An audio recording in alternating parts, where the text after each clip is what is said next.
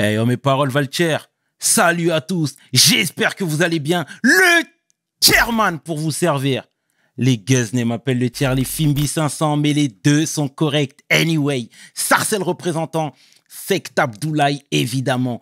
Bienvenue sur We Hustle. C'est toujours ton émission qui rassemble les motifs. Au fil des émissions, nous recevrons différentes personnalités qui viendront s'asseoir à ma table, nous parler de leurs échecs, mais surtout de leurs réussites. Alors, Hugo, take a seat, non? Odebere Nya, Ndefamouba, PDG, encore une fois, let's get it! We hustle, baby.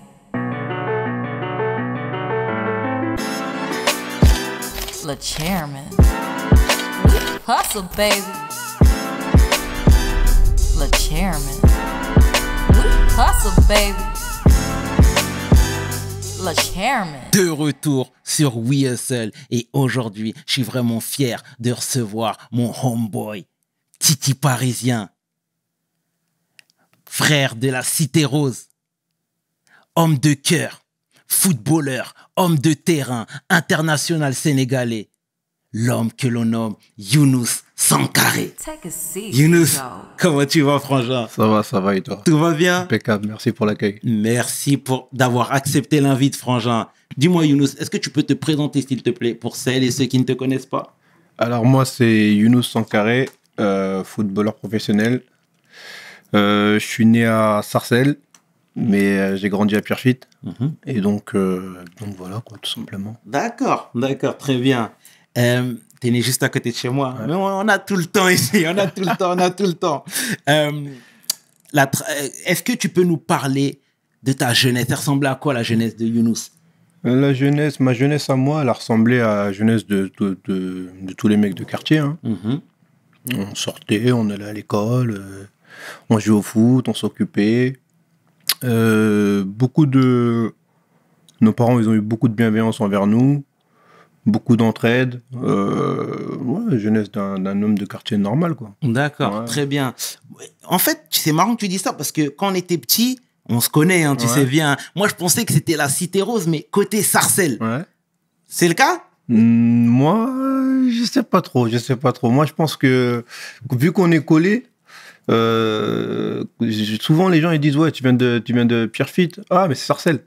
Mais non, Pierrefittois est fier de l'être. Mais c'est vrai qu'on est collés, donc on va dire qu'on est voisins. Non, on est voisins. C'est all good, frérot. C'est all good. Et l'ambiance à la maison, elle était comment alors? Ouais, franchement, top.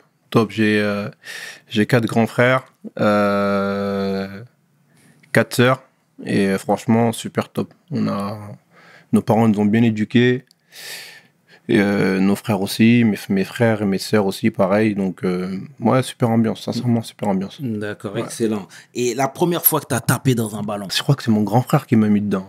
D'accord. Ah, c'est mon grand frère qui m'a appris à jouer. Il faut savoir que mes frères, ils jouaient au foot avant. Ouais, ils jouaient à Pierrefitte. Il y en a, il a joué à Pierrefitte, il y en a, il a joué au Red Star, je crois. Enfin, en tout cas, ils ont tous joué au foot. Et après, c'est normal. Hein.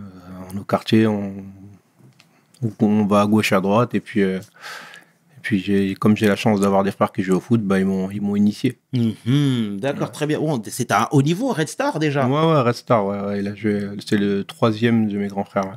D'accord, Ouais. très bien. Voilà, Younous, moi, je t'ai rencontré, c'était à peu près en 2003. D'accord, t'étais un fou du ballon. On avait joué au gymnase Saint-Exupéry. Tu sais, ici, moi, j'aime bien donner les détails. Tu vois, gymnase Saint-Exupéry. Et à l'époque, ça va paraître peut-être abstrait et pour beaucoup de personnes, mais c'est pas grave. Il y a une personne qui venait de notre quartier qui s'appelait Georges et qui traînait souvent chez vous dans votre quartier. Et il nous voyait jouer au foot et il nous a dit, les gars, ne bougez pas, j'ai une équipe à la Cité Rose. Ouais. Ça te dit quelque Ça chose? me dit quelque chose. D'accord. Ça me dit Des quelque chose. tueurs à gages. Ouais, On a dit, c'est pas grave. Emmène-les. Et c'est là où j'ai fait ta connaissance. Et ce que j'aime dire, et d'ailleurs même à mes amis, à mes proches, c'est que j'ai rarement vu, clairement, on a reçu Riyad, que je salue au passage. Honnêtement, j'ai rarement vu un talent comme toi en 2003. Merci, c'est gentil. Clairement, Merci. un pied gauche, t'étais sûr de toi, t'avais de l'assurance. Moi, j'ai l'impression que t'étais déjà câblé pour être professionnel. Et là, je te parle de 2003, Ouais. tu avais peut-être 13, 14 ans. Ouais. D'où ça t'est venu, cette soif de prouver, cette soif de jouer au foot, cette soif de faire toujours mieux? Merci déjà du compliment. Sincèrement, tu sais, on vient du même endroit et chez nous, on n'a rien. Et donc, quand tu sens que ta famille compte sur toi, tu prends pas le football comme un gamin de 13 ans ou un gamin de 12 ans. Tu sais que c'est une nécessité et que les gens ils comptent sur toi, il faut que tu t'en sortes. Donc moi, très tôt, j'ai pris conscience que, vu la difficulté qu'on avait, il fallait que je m'en sorte. J'étais pas bon à l'école. Dieu m'a donné un don, c'est le foot. Et donc j'ai pris ça très très très au sérieux. Donc c'est pour ça que j'étais déterminé comme ça. Ouais. Très bien. Et ce qui aussi, tu sais, à l'époque, nos deux quartiers étaient en tension, la secte et la cité rose, c'était électrique. Ouais. Ça veut dire, toi, t'étais quelqu'un qui avait une grande bouche. Ouais. Et c'est pas méchant quand je Ouais, dis non, ça, c'est pas clair. du tout. T'avais un caractère, tu t'affirmais déjà. Ouais. Toi, on voulait te faire. Toi, on voulait te faire. On a Ouais, dit, je lui, me on va rappelle. l'attraper, tu te rappelles? Je me rappelle. Eh ben, mais finalement, t'avais tellement envie de vaincre, t'avais tellement envie de faire quelque chose que parfois, malheureusement, ça pouvait te faire passer pour un mec arrogant. J'accélère un petit peu dans le temps. L'année d'après, t'as signé au PSG. En 2004 à peu près. Ouais.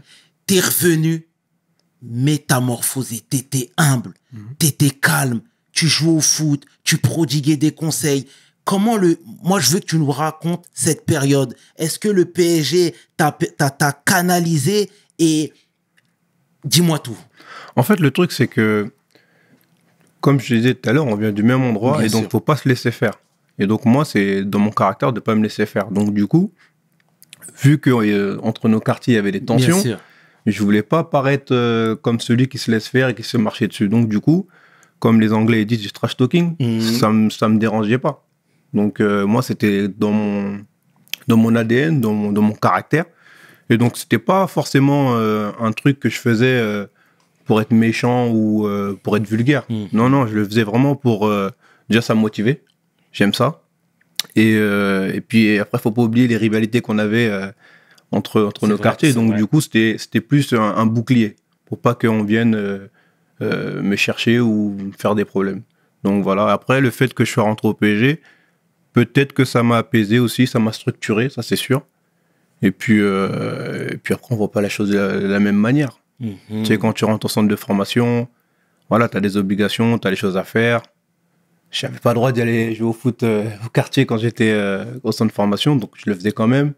Donc, normal que tu viennes un peu plus apaisé et plus tranquille. Ah, c'est interdit ça? Ouais, on n'a pas le droit. Ok, On n'a tu pas le m'apprends quelque droit. chose. Ouais, on n'a pas le droit. D'accord, tu m'apprends quelque chose, Younous. Et qu'est-ce que le PSG t'a apporté? Tu sais, je vais me répéter, mais on a reçu Riyad et qui disait que pour lui, quelque part, c'était même une bénédiction de ne pas avoir intégré un centre de formation parce que ça lui a permis d'arriver en professionnel avec beaucoup plus de skills, beaucoup plus de liberté sur sa façon de jouer, etc.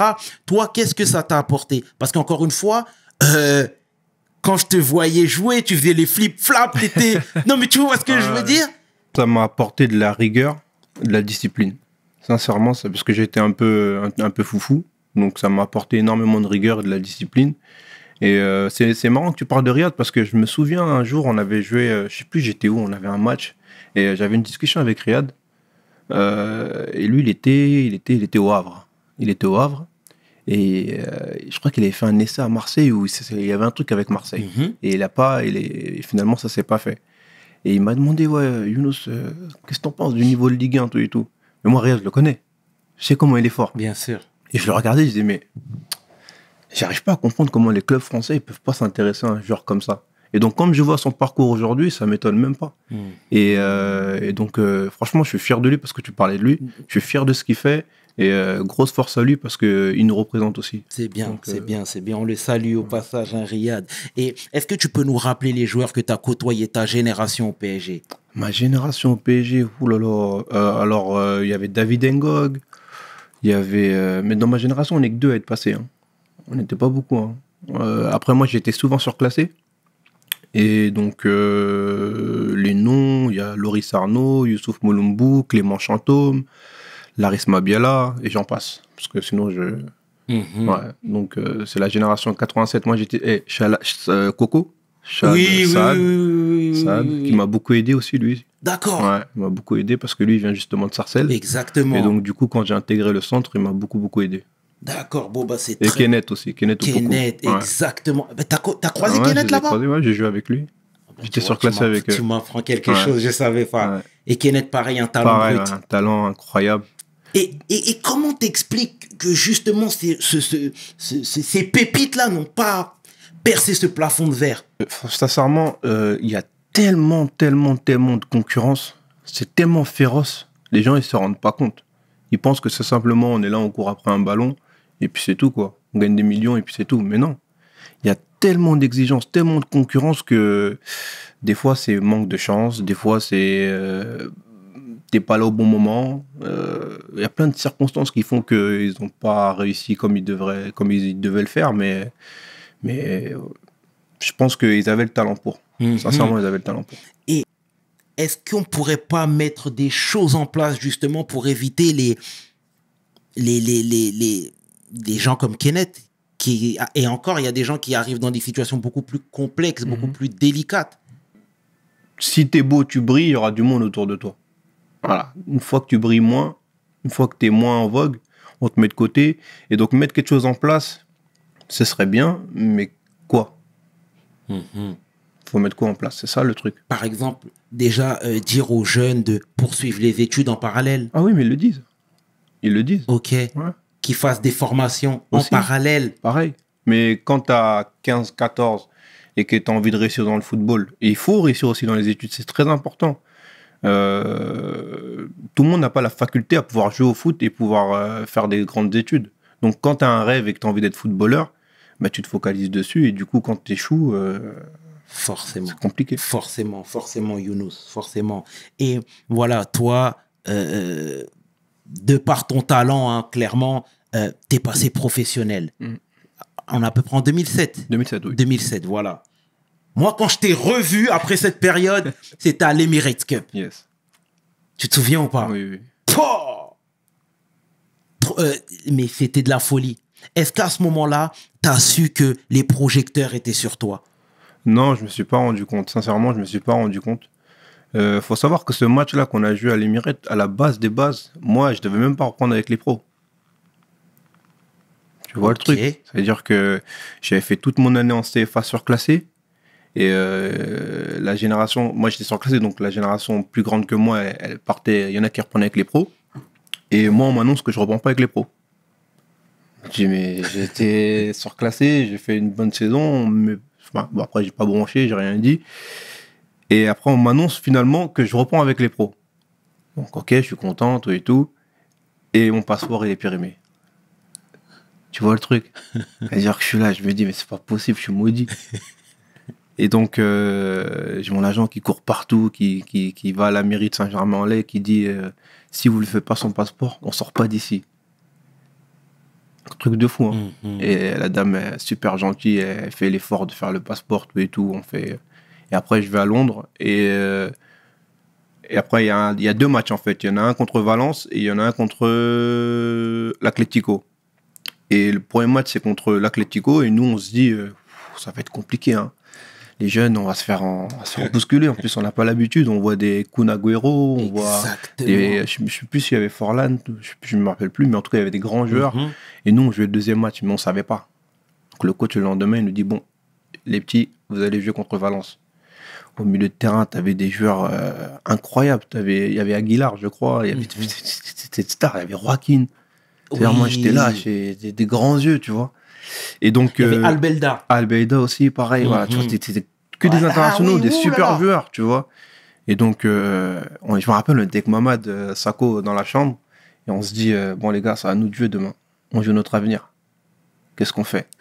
On fait les baltringues ou on leur montre que nous, les Parisiens, on est là? Sincèrement. Hein. Ouais. Et donc, tu as les anciens qui nous disaient, bon, les gars, bon courage, hein, ça va être compliqué pour vous. Hein. Donc, nous, on prend ça comme un défi. On rentre sur le terrain. Avant de sortir sur le terrain, dans le vestiaire, on se dit, les gars, de là où on vient là, on n'a pas le droit d'échouer là aujourd'hui. Et donc, on rentre sur le terrain déterminé et ça donne le match que ça donne. Mais à ce moment-là, parce que clairement, moi, je me rappelle un peu des revues de presse de l'époque qui disaient « Ouh là là, le PSG a une pépite ici.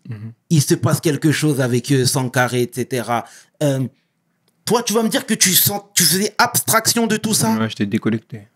Sincèrement. Volontairement? Ouais, volontairement. J'étais pas dans le truc, en fait. D'accord. J'ai jamais été dans les trucs de médias, les trucs, je regarde ma performance, les gens ils parlent de moi, je suis content. Non, j'ai jamais été. D'accord. Ouais, donc j'étais déconnecté, je faisais pas attention. Mais à l'arrivée, parce que c'était une année compliquée pour le PSG, Ouais. vous avez joué le maintien, t'avais pas beaucoup de temps de jeu, etc. C'était quoi le feeling à la fin de l'année? Parce que est-ce que t'estimais avoir été entre guillemets lésé? Il y a des promesses qui n'ont pas été respectées, ou bien non, tu prenais ton mal en patience? C'était quoi le feeling à ce moment-là? Moi, je prenais mon mal en patience parce que j'avais conscience, encore une fois, comme je te dis, moi, je viens du 93, c'était chaud les fins de mois, et mes parents, ils ont souffert. Et donc, à cette époque-là, je devais signer à l'Inter de Milan, et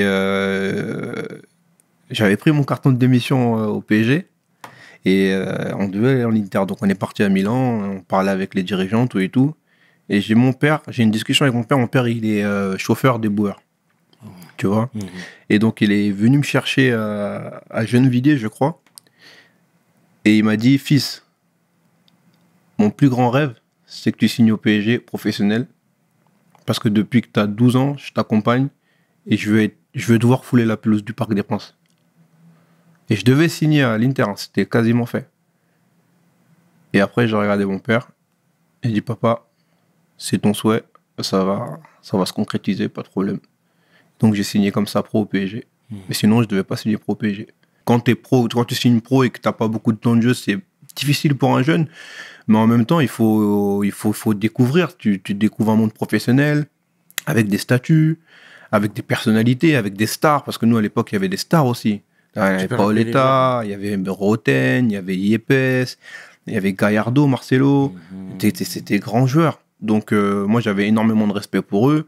Et donc, je prenais mon mal en patience, j'étais tranquille. Même si j'avais envie de jouer, c'est clair. Mais quand tu as des joueurs comme ça, c'est compliqué. Et puis, on faisait pas une bonne saison, donc c'était difficile aussi. D'accord, Younous, d'accord. Mais tu sais, il y a toujours... enfin, pas toujours, mais parfois, on parle des conflits intergénérationnels. Parfois, les jeunes sont mis de côté. On dit qu'ils sont impolis, qu'ils n'ont pas les codes. Ils rentrent dans les vestiaires avec de la musique, avec les codes du dehors, comme j'aime bien dire. Est-ce que c'était le cas? Non, nous, c'était pas le cas. Mais c'est vrai que dans ce que tu dis, c'est... En fait, quand tu rentres dans le milieu professionnel, il y a des codes à respecter. Il y a une hiérarchie à respecter. Et c'est vrai que des fois, il y a eu des petits trucs où les anciens ils se plaignaient par rapport à certains comportements, certaines attitudes. Mais c'est pas volontaire. C'est pas volontaire. Quand tu sors de son formation, tu vas pas manquer de respect à un ancien. Mais des fois, avec ta nature, tu peux faire des trucs qui font que ça lui plaise pas et après, il te réprimande. Mais c'est normal. Nous, on a le respect des anciens. En tout cas, moi, de ma génération, on avait le respect des anciens. Donc, à chaque fois qu'on se faisait réprimander, on ne bronchait pas. Est-ce que les jeunes sont trop chouchoutés quand ils arrivent dans les clubs? Ouais. Tu vois? Ouais. Ok. Ouais, les petits, ils ont des foutaises maintenant. Raconte-moi tout, Younous. Sincèrement, les petits, je ne vais pas te raconter mieux que ça. Les petits, ils ont des foutaises maintenant. Ils respectent rien. Tu peux rien leur dire. Tu peux pas. Ça, c'est des. Je vais être dur, hein, mais pour moi, les jeunes d'aujourd'hui, pas tous, bien évidemment, pas tous. Mais tu en as certains, c'est des divins. Hein. Est-ce que c'est de leur faute après? Je sais pas. Parce qu'on a l'habitude de taper que sur les joueurs. Ouais. Moi, je parle des postes qui sont dans l'ombre. Les dirigeants, les entraîneurs. Est-ce qu'on les met pas trop rapidement sur un piédestal? C'est ce que... Ouais, mais tu as totalement raison. Il y a des jeunes, pour moi, ils n'ont rien prouvé. Ils n'ont rien fait. Et on les met sur un piédestal qu'ils ne méritent pas encore. Pas encore. Alors, ils ont du talent, ils sont forts. Pas de souci, mais ils n'ont encore rien fait. Donc, c'est pas la peine de les mettre en avant. Après, c'est le business qui est comme ça. C'est comme ça. Aujourd'hui, on veut promouvoir les jeunes, on veut mettre les jeunes en avant. Et c'est une bonne chose. C'est une très, très bonne chose. Je suis content de ça. Tu vois. Mais après, il y a des jeunes aussi qui, quand ils rentrent dans l'investisseur de pro, tu as l'impression qu'ils sont là depuis 10 ans. Tu vois. Ok. Et tu n'as pas le droit de leur parler, tu n'as rien le droit de leur dire. Mais après, en même temps, je te dis, est-ce que c'est de leur faute? La vérité. Moi, tu sais, je suis un féru de foot, hein, je suis un bousillé de foot. Et toi, pareil, hein, bien évidemment, mais tu sais, à l'époque, on regardait les Maldini, on regardait des gens qui... Déjà, même quand tu les voyais, tu fallait même pas leur parler, limite. Tu vois ce que je veux dire? Mais est-ce que les clubs ne devraient pas instaurer des anciens de la maison pour marquer un peu l'autorité? Ouais, mais après, ça, tu sais, c'est intéressant ce que tu dis, parce que regarde la société. Regarde la société. Et il y a de moins en moins de respect, les gens, ils sont très agressifs.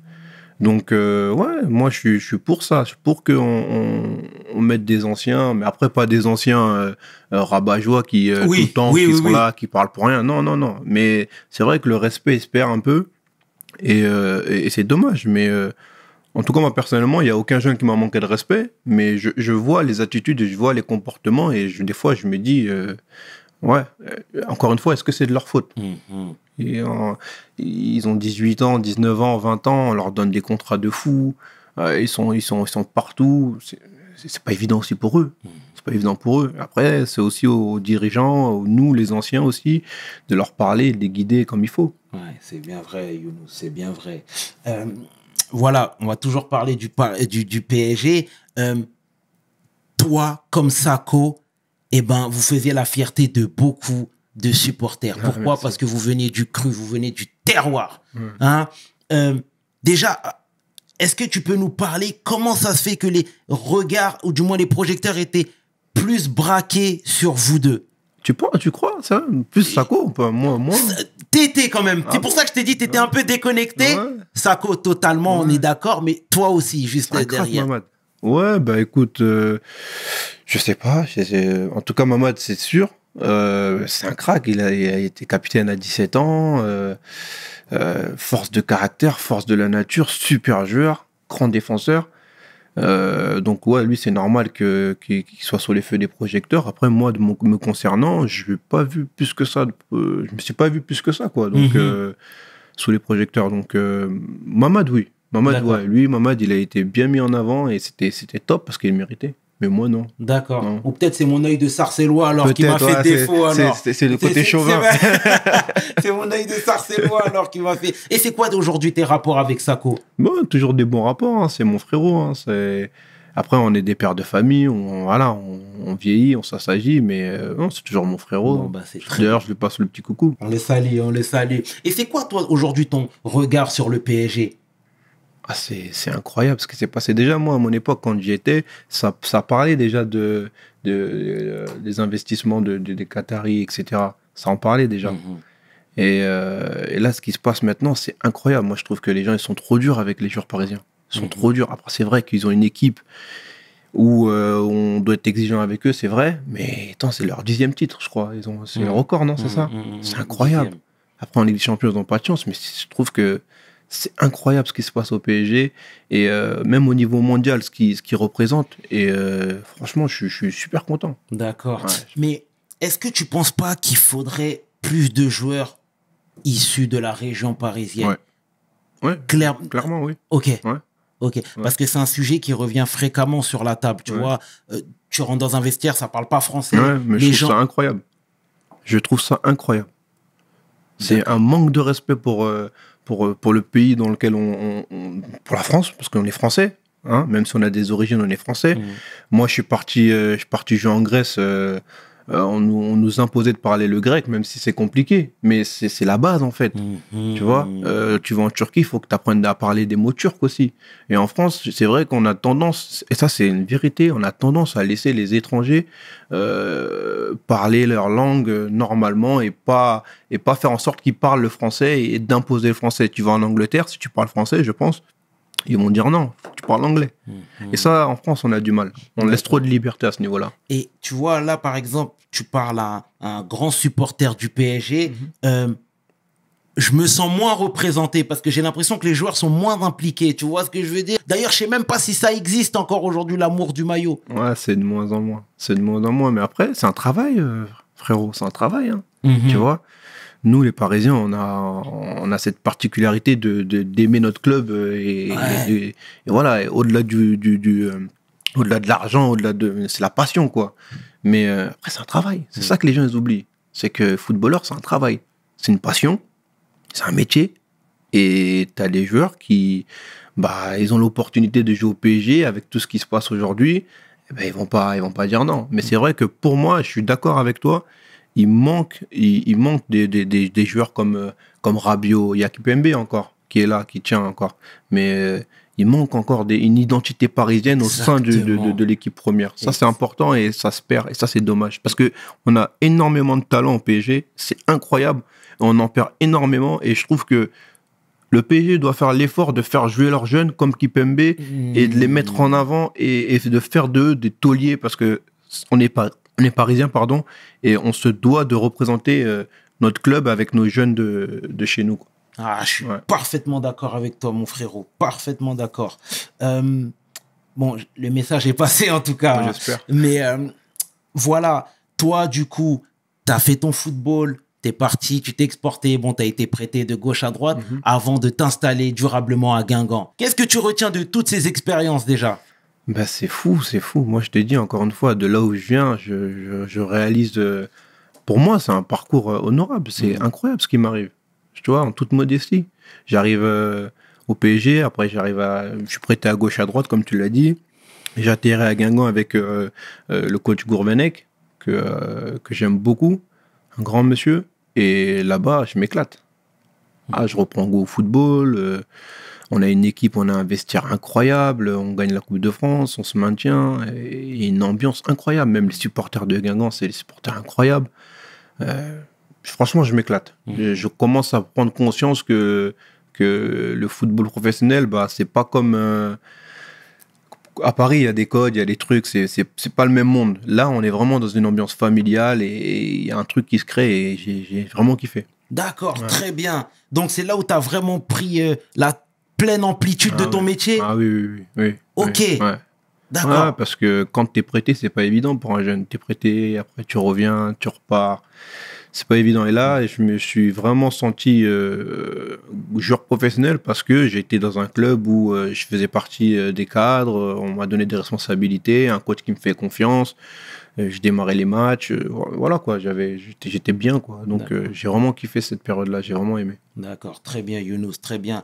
Et tu sais, on a toujours tendance à parler de comment dire, la life un peu des footballeurs, tu vois, l'argent, etc. Parfois, on tape sur vous même un peu trop facilement. Moi, je veux que tu nous mettes en alerte sur les côtés néfastes. S'il te plaît. C'est compliqué. Hein. Tu sais, quand les gens, ils n'arrivent pas à comprendre un truc, c'est que tu passes de tout à rien. Tu vois? Ou tu passes de rien à tout. Ça veut dire que tu pars au départ, tu n'as rien, et tu as énormément d'argent, tu as énormément de sollicitations. Après, si tu n'as pas un bon entourage, comment tu fais? C'est pas évident. Donc forcément, les mecs, ils sont jeunes, ils ont un peu d'argent, ils sont médiatisés. S'ils sont pas bien entourés, c'est compliqué. Donc, moi, je conseille les jeunes d'être bien encadrés et de faire attention parce que, surtout avec les réseaux et ce qui se passe maintenant, de faire attention, de se concentrer sur le foot. C'est ça le plus important, en vrai de vrai. Faut se concentrer sur le foot. À la base, tu as fait ça pour le foot, pour l'amour du foot, reste concentré dessus. Tu peux t'amuser, mais doucement. Mais j'ai l'impression que les familles des joueurs la mettent souvent en volume 2 quand le joueur emmène de l'argent sur la table. Oui. Ouais. Ok. Mais c'est clairement ça. Et puis c'est pour ça que le petit prend la confiance. Exactement. Et sur eux aussi, les parents, les frères et sœurs, les amis proches. Mais des fois, c'est même pas le joueur en question qui change. Hein. Des fois, c'est l'entourage. Ok. Des fois, c'est l'entourage. Et souvent, c'est l'entourage qui change. Et ça se traduit par quoi, par exemple? Il y a toujours besoin d'argent. Il y a toujours besoin d'argent. Il y a des besoins démesurés. Il y a des conflits d'intérêts. Et ça, le mec, il doit le gérer, le joueur. Mais est-ce que parfois aussi, les footballeurs ne devraient pas être beaucoup plus prudents? Aujourd'hui, on voit, ils se montent dans les jets privés. Tu vois ce que je veux dire? Là, on rentre vraiment dans le côté lifestyle. Est-ce que là aussi, toi, qui es aujourd'hui à un certain âge, tu ne mettrais pas en alerte la plus jeune génération sur ça, par exemple? Tu sais, moi, frère, moi, je ne veux pas donner de conseils parce que j'aime pas. Tu sais, quand j'étais jeune, j'ai détesté les vieux rabat-joie, même si j'écoutais, mais j'ai détesté ça. Je pense que s'ils le font, c'est qu'ils ont les moyens. Seulement, il faut savoir que ça va s'arrêter un jour. C'est tout. Tu vois, ça va s'arrêter un jour et si tu le fais de temps en temps et que tu as les moyens, ouais, mais à un moment donné, il va falloir rendre des comptes. C'est clair. Donc, si tu veux mettre ton argent dans les jets privés et pas investir quelque part, bah après, si tu es dans la merde après, faut pas te plaindre. Et toi, par exemple, t'as sécurisé la monnaie? Ah, secure the bag, man. Ah, obligé. Obligé. Tu peux en parler? Ouais, si tu veux. Vite Ouais. fait. Ouais. Alors, les placements, qu'est-ce que t'as fait? T'as investi dans la pierre, par Comme tout le exemple? monde. Comme tout le monde. Bon, bah, c'est bien, c'est le plus important, Younous, c'est le plus important. Aujourd'hui, jeune Younous dirait quoi au Younous sur sa carrière? T'aurais pu faire mieux. Sincèrement, t'aurais pu faire mieux. Après, il y a des aléas. Mais de là où tu viens, ce que t'as fait, c'est quand même bien. C'est quand même bien parce que, je le répète depuis le début de l'interview, mais c'est important de se remémorer d'où tu viens. Moi, je viens du quartier, Pierrefitte, Cité Rose, on n'a rien là-bas. Et j'ai réussi à faire une carrière de professionnel. Et dans ma génération, on n'est que 2 à être passés, 89. Et je fais partie des 2. Donc, quand je regarde mon parcours, je me dis, j'aurais pu mieux faire, j'aurais dû mieux faire, mais je suis quand même fier de mon parcours, même si j'ai pas encore fini. Bien, Younous, bien, bien. Tu vois, tout à l'heure, je te parlais de ton tempérament, qui était clairement ta force aussi, mais tu n'as jamais causé de troubles dans les clubs. Tu vois, tu as joué à Lille, tu as joué à Bordeaux. Bon, même si à Bordeaux, à la fin, il y avait un petit peu de grabuge, mais on met ça de côté, c'était pas bien méchant. Ah si, moi, je l'ai mal vécu. Bah, tu peux en parler? Si tu veux. D'accord. Qu'est-ce qui s'est passé avec Bordeaux? En fait, on n'avait pas de résultat. Tu vois? Et moi, l'année d'avant, on va dire que je faisais une bonne saison quand je suis arrivé. Et il n'y avait pas de résultat. Donc, il faut toujours trouver le vilain petit canard. Tu vois? Et à ce moment-là, c'était moi. Alors que pour moi, c'était pas justifié. Tu vois? Donc, tous les mauvais résultats qu'on a eus, on a dit que c'était parce que j'étais pas assez impliqué ou des trucs comme ça, ou on a sorti une histoire d'implantation de la barre qui date de ça, c'est il y a 2 mois avant que c'était passé. J'étais m'entraîner, il y avait rien, je jouais, et comme par hasard, quand il y a moins de résultats, on sort cette affaire là. Après, mais c'était quoi ça, cette histoire d'implantation? Mais non, mais c'est n'importe quoi en fait. C'est que le truc. Excuse-moi. Non, je vais t'expliquer, t'inquiète. Le truc, c'est quoi? C'est que ça s'est fait, et ensuite. Moi, je me suis entraîné, j'avais pas de problème, j'avais pas de complications, j'avais rien. Mais vu qu'on n'avait pas de résultat, il fallait trouver un coupable. Tu vois? Et donc, ils ont sorti cette histoire-là, alors qu'elle datait depuis plus de 2 mois. Et aujourd'hui, quand tu vois ce club, où il se trouve, les résultats qu'ils ont, tu comprends qu'il y a des choses qui se passent et que c'est pas normal et c'est pas correct. Après, bon, c'est comme ça. Et donc, moi, quand Jocelyn Gourvenec il est parti de Bordeaux, c'est là où les problèmes ils ont commencé pour moi. Parce que c'est lui qui m'a fait venir. Et donc, comme c'était, entre guillemets, considéré comme mon daron, tu vois. Donc, là, les mecs qui m'aimaient pas, un mec comme Ulrich Ramé, tu vois, le directeur sportif, tu vois, qui avait d'autres intérêts, qui avait d'autres projets, qui voulait faire jouer les jeunes, c'est bien aussi, tu vois. Mais voilà, c'est des mecs qui... Pour moi, c'est pas des bonhommes, tu vois. Pourtant, il a joué au foot, tu vois. Pour moi, c'est pas un bonhomme, ce mec-là, tu vois. Il a pas fait les choses carrées, il a pas été honnête. Et donc, ce passage-là, il m'a fait mal parce que j'avais des propositions juste après, de clubs anglais, de clubs espagnols, et ils ont tout fait pour me fermer la porte. Je sais pas pourquoi, alors que j'ai toujours été respectueux avec eux. Et donc, à la suite de ça, bah, ils ont dit qu'ils m'avaient licencié, alors que c'était même pas vrai. Tu vois, il faut savoir que moi, j'étais toujours payé quand j'étais à Bordeaux. Tu te rends compte? Ça veut dire que tu joues pas au foot. J'avais signé un protocole d'accord qui est fini maintenant, mais j'étais payé par le club. Mais pendant ta période d'inactivité? Pendant ma période d'inactivité. Et je l'ai super mal vécu. D'accord. Mais Younous, voilà, encore une fois, nous, on a entendu tous ces déboires ou ces pseudo-déboires, hein, mais pourquoi tu t'es pas levé pour éteindre l'incendie? Tu sais, parce que même si c'est pas dans ta nature, tu as dit que toi, tu n'étais pas réseaux sociaux, tu n'étais pas très média, etc. Moi, c'est quelque chose que j'entends, hein, mais il y a un moment donné, quand on te salit publiquement, tu te dois de te lever et parler, Younous. C'est vrai, mais à ce moment-là, j'ai... Parce que faire le dos rond, ça a ses limites. C'est ça, mais tu as raison totalement. Et à ce moment-là, j'avais fait une interview à l'équipe, il me semble, tu vois. Mais c'était un coup d'épée dans l'eau parce que la machine a été lancée. Quand tu salis quelqu'un, après les mecs, ils s'en foutent en fait, tu vois. Même si j'avais le droit de réponse, je l'ai fait, tu vois. Mais après, je voulais pas faire plus que ça parce que déjà, moi, j'ai un problème avec tout ce qui est média. J'aime pas... je le fais avec toi parce que je t'aime beaucoup et j'aime ce que tu fais. Mais avec les médias dans le monde du football, je passe pas mon délire, tu vois. Et ils aiment coller des réputations aux joueurs sans les connaître. Tu sais, le footballeur, tu crois le connaître, tu le vois tous les week-ends, 1h30. Comment tu veux le connaître? Bien sûr. Tu sais même pas ce qu'il fait. Tu le connais même pas.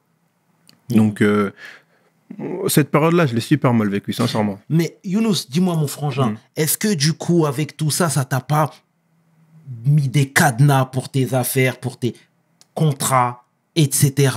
Tu vois, parce que quand on met dans une cave un joueur pour se défaire de ces nœuds-là, c'est très compliqué. Est-ce que ça t'a pas bloqué? Ouais, ça m'a mis quelques difficultés, mais après, ça va. Franchement, ça va. Ça va. Moi, je suis pas un défaitiste, tu vois. Je sais qu'il y a des gens, ils ont mis des bâtons dans les roues, mais bon, s'ils en sortent grandis, tant mieux pour eux. Mais moi, t'inquiète. D'accord. Ça m'a affecté pendant la période, mais maintenant, après, il y a l'âge aussi, qui fait que c'est un peu plus dur au niveau des contrats, mais sinon, non, ça va. Et aujourd'hui, tu es toujours fan des Girondins? Non, fan, c'est un grand mot, mais j'aime bien, je regarde. J'ai été voir leur match contre Nice. C'est dommage ce qui se passe en ce moment pour eux. Vraiment. Ce club, il ne mérite pas ça. Et voilà, c'est vraiment dommage, sincèrement. Ouais. On va fermer la parenthèse bordelaise, Younous. Voilà, moi, clairement, il y a quelques mois, j'ai vu l'épisode avec le club turc. Qu'est-ce qui s'est passé, Younous? Ouais, c'est ça aussi, hein, ça fait partie des choses que... En plus, c'est récent. J'ai super mal vécu parce que... En fait, en Turquie, la Turquie, c'est un pays que je respecte et les Turcs, c'est les gens que je respecte énormément. Mais faut savoir que là-bas, ils ont un système particulier. Ils ont des retards de salaire. Et puis, moi, c'était un enchaînement de choses, en fait. Je suis arrivé pour un projet et à la base, j'étais bien. Moi, j'étais au Panathinaikos, ça se passait bien, j'étais bien. Après, on a eu un changement de directeur sportif, Pierre Drossi, qui est parti. Donc, du coup, j'ai dû partir parce que j'étais affilié à lui. Et donc, après, ce club-là, turc, qui m'appelle, j'y vais. Et on me dit que voilà, on a un projet pour toi, tu vas jouer, etc. etc. Et moi, j'ai un âge où voilà, j'ai besoin de jouer. Et donc, ça ne se passe pas du tout comme prévu. Et donc, il y a des retards de salaire, il y a des manques de respect à gauche, à droite, de ne pas mettre tes affaires au vestiaire, de ne pas te convoquer, de te dire que tu vas t'entraîner tout seul, sans motif valable. Sans rien, sans raison. Tu vois?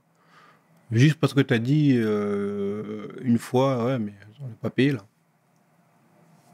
À partir du moment où j'ai demandé, par rapport au salaire, comment ça se passait, parce que j'étais pas au courant du système, là, ça a été la descente aux enfers. Ça veut dire que ils ont commencé à plus me mettre dans l'équipe, à plus me mettre mes affaires, à me couper l'électricité chez moi, à me dire de rendre la voiture de fonction. Je vais pas dire qu'ils m'ont... Le président, il l'a fait, le président. Le président, il m'a menacé verbalement. Tu vois, au téléphone, il m'a dit « Je vais te lâcher au chien. » Tu vois? C'est pas mon pays. Je connais pas les gens ici, là-bas. Je sais pas de quoi ils sont capables. Donc, à partir de ce moment-là, j'ai voulu couper court, quoi. Je fais appel à mon avocat, j'ai fait les procédures qu'il fallait. Mais c'était super, super difficile. Parce que j'étais pas venu pour ça, j'étais venu pour jouer au foot. Et du coup, tu avais fait combien de temps là-bas? J'ai fait même 6 mois. 6 mois, ouais. 6 mois, ouais. Mais ça sert d'expérience. tu vois. Les gens, ils pensent que le foot, c'est magnifique. Oui, c'est magnifique, mais ils pensent que c'est tout beau, tout rose. Mais dans la situation dans laquelle je me suis trouvé, c'est la première fois de ma vie que je me trouve dans une situation comme ça. Tu vois. Alors que j'avais vraiment rien demandé, tu vois. J'étais venu pour jouer au foot, faire ce que j'ai à faire. Et bon, c'est comme ça, hein. Tu vois, c'est comme ça. C'est comme ça. Et là, c'est quoi le sentiment qui t'anime là, quand tu repenses à cette expérience-là?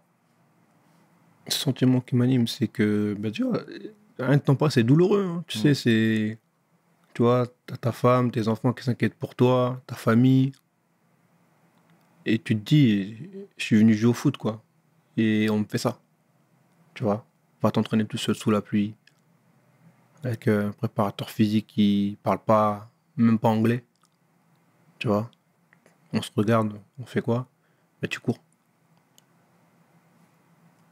Ouais, après, et tu cours. Ok, d'accord. Le lendemain, bonjour, bonjour. On fait quoi? Tu cours. Et après, tu cours. Et comme ça pendant des mois. Mais on dit, ferme ta gueule en gros, tu n'as rien à dire. C'est comme ça. Ben moi, j'ai pas accepté. Tu vois, j'ai serré les dents pendant 3-4 mois. Et après, à un moment donné, j'en pouvais plus. J'ai dit, j'arrête. Ah, c'est pas facile, Younous. Et la famille, tu sais, parce que c'est un facteur qu'on met jamais en avant. Qu'est-ce qui te disait à ce moment-là? Parce que tu vivais pas avec tes enfants. Ouais, je les ai laissés en France. Ouais. Tu sais, tu essaies de protéger. Tu essaies de dire que tout va bien. Tu vois, tu fais en sorte que ta femme ne s'inquiète pas. Tu fais en sorte que ta mère et ton père ne s'inquiètent pas. Parce qu'ils comptent sur toi. Et dans ces périodes-là, ouais, tu essaies de les protéger. C'est ce que j'ai essayé de faire. Tu vois. Et après, parce qu'ils n'étaient pas au courant, ils ont découvert en même temps que tout le monde. Ok. Parce que j'ai subi ça seul et je les gardais seul. Et après, à la fin, ils étaient choqués. Ils se sont dit, mais pourquoi tu ne nous as pas dit? J'ai dit déjà que j'étais dans le mal. Si je vous l'avais dit, tu vois, vous sentirez pas bien et j'ai pas voulu le faire, tu vois. J'ai pas voulu vous mettre dans mes problèmes à moi, tu vois. Et donc, ouais, c'était choqué, tu vois. Moi, je suis parti, ils m'ont enlevé l'électricité, ils m'ont tout enlevé.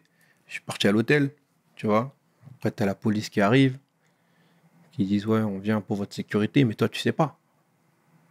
Tu vois, c'est pas ton pays, tu connais pas. Tu sais, peut-être qu'ils vont te carotte, tu sais pas, tu vois. Donc, il y a un tas de choses qui se passent dans ta tête, tu vois. Tu te dis, c'est chaud. Et ouais, c'est un mauvais passage, tu vois. T'étais rentré quoi, dans une parano aussi? Ah ouais, ouais. Ah ouais, bah tu te fais menacer, tu penses à quoi? T'es pas chez toi. Tu vois? Tu vas te lâcher au chien. Je sais pas si c'est clair en fait. Tu vois? Donc moi à ce moment-là, ouais, j'ai jamais vu ça. J'ai jamais vu. Tu vois? On respecte les gens, tu vois, un minimum, tu vois. Mais là, il y a un manque de respect total, tu vois. Et là, encore une fois, tu vois, j'ai pas parlé aux médias. Si ce n'est que le mec de l'équipe là qui a fait sortir l'information, tu vois. Mais j'ai pas fait plus de bruit que ça. Il y a beaucoup de médias qui ont voulu rattraper le buzz derrière et dire ah, on veut avoir ton sentiment que c'est passé. Mais moi, je suis pas dans ça, tu vois. Tu vois, et je viens, je te le dis parce que j'aime beaucoup ce que tu fais et entre nous, il y a du respect, tu vois. Mais j'aurais pu faire la pleureuse sur tous les plateaux de télé. Sincèrement, mais je veux pas de ça, moi. Tu vois. Et d'un point de vue judiciaire, tu les as attaqués? On a réglé ça à l'amiable, tu vois. Parce que, encore une fois, moi, je suis venu jouer au football et ce qui s'est passé, c'est super grave, tu vois. Et à partir du moment où ils ont compris que j'avais du monde derrière moi, c'est-à-dire mon avocat, bah, ils ont vite compris qu'il fallait pas qu'ils fassent les malins, tu vois. Et après, moi, j'ai pas envie de profiter de la situation pour me mettre plein les poches. C'est pas mon but, tu vois. Moi, tu vois, tu me fais du mal, c'est ton problème, tu vois. Tu me fais du mal, mais moi, je vais pas te le rendre en mal, tu vois. Je suis parti dans un délire où je me suis dit, vas-y, il s'est passé ce qui s'est passé, ça va me servir d'expérience, tu vois. Puis vas-y, on avance avec ça, tu vois. Donc on a fait une résiliation à l'amiable et je suis parti, tu vois. Et je me suis assis sur beaucoup d'argent. Ils ont énormément d'argent. Mais c'est pas grave. Mais est-ce que cette affaire-là n'a pas été préjudiciable pour la suite de ta carrière ou n'est pas préjudiciable pour la suite de ta carrière? Je sais pas, on verra. Mais en tout cas, ce qui est sûr, c'est que... Tu as vu, moi, j'aime le foot. Je suis un passionné. Et partout où je suis passé, j'ai toujours fait ce que j'avais à faire. C'est-à-dire, j'ai toujours bien travaillé. J'ai toujours eu des bons retours. Tu vois. Et donc, non, c'est juste une mauvaise expérience, je pense, tu vois. Une mauvaise expérience. Je suis tombé dans le mauvais club, au mauvais moment, au mauvais endroit. Et puis voilà, c'est comme ça. Mais je sais que je suis optimiste par rapport au futur. C'est bien, c'est bien, c'est bien. Éternel optimiste, c'est bien. Tu as bien raison, Younous, tu as bien raison. On soit bien clair, tu cibles uniquement le club. Ah oui, oui, voilà. Oui. Ah non, moi, pas d'amalgame. Les Turcs, je les respecte, je les kiffe, il n'y a pas de problème. Ils sont super gentils, super accueillants, le peuple turc. Franchement, grosse force à vous, vous êtes des amours. C'est juste que je suis tombé sur un club qui était compliqué. Voilà, mais sinon, le peuple turc, les Turcs, je vous respecte de fou. Non, bah c'est bien. Ouais. En tout cas, le message est passé, Younous. Le message est passé. Younous, international sénégalais. C'est quoi le sentiment là de voir cette belle génération sénégalaise? C'est magnifique. Je te jure, je suis fier d'eux de fou. Je suis fier d'eux, ils méritent. Et c'est incroyable. J'espère que cette Coupe du Monde, ils vont aller le plus loin possible. Bien. Ah ouais, franchement, je suis trop content. Et tu dirais quoi, du coup, là, aux binationaux, ou du moins aux gens qui sont en train, aux footballeurs, pardon, qui sont en train de se tâter? Non, mais ils savent, ils voient ce qui se passe. Les gens, ils voient, ils sont pas cons. Faut arrêter de faire les restats et se dire, oui, entre la France et truc. C'est vrai qu'il y a un projet intéressant quand t'es... Faut pas se voiler la face, tu vois. Quand tu es international français, on va dire que dans le monde du football, entre guillemets, même si je déplore, mais on te respecte plus, tu vois. Ça, c'est une vérité. Mais aujourd'hui, voilà, les mecs, ils prennent leurs responsabilités et ils n'ont pas peur d'aller dans leur pays. Et ça, c'est bien, ça, tu vois. Après, s'ils choisissent la France, tant mieux pour eux. On est aussi français, c'est vrai, tu vois. Mais il faut faire le choix du cœur, des fois, tu vois. Bien. C'est important. Donc, je n'ai pas de conseils à leur donner, mais voilà, ils voient ce qui se passe et c'est incroyable. Tu vois, les mecs, ils viennent en sélection, ils gagnent des trophées. Là, ils vont à la Coupe du Monde, je pense qu'ils vont tout arracher. C'est magnifique. C'est bien, c'est bien. Je suis fier d'eux de fou. C'est bien, c'est bien. Et est-ce que toi, ça te laisse pas un goût amer de ne pas avoir fait partie de cette aventure-là? Bah, goût amer. Ouais, après, t'es content, tu vois. Ouais. Tu te dis... Non, mais oui, non, je comprends ce que tu dis, j'ai compris. Mais le truc, c'est que, mec, il y a des gens, ils sont forts aussi. Tu sais, il faut respecter. Tu vois, moi, j'ai aucun état d'âme, j'ai aucun complexe par rapport à ça.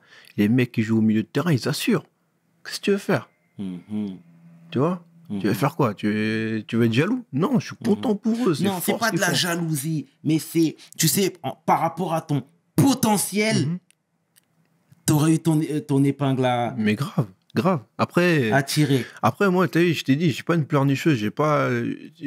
Quand j'ai été appelé, j'ai fait ce que j'avais à faire. Après, j'ai pas eu plus de temps que ça pour pouvoir jouer, tu vois. C'est ce qui est dommage. Mais sinon, les mecs qui sont au milieu de terrain, ils sont forts.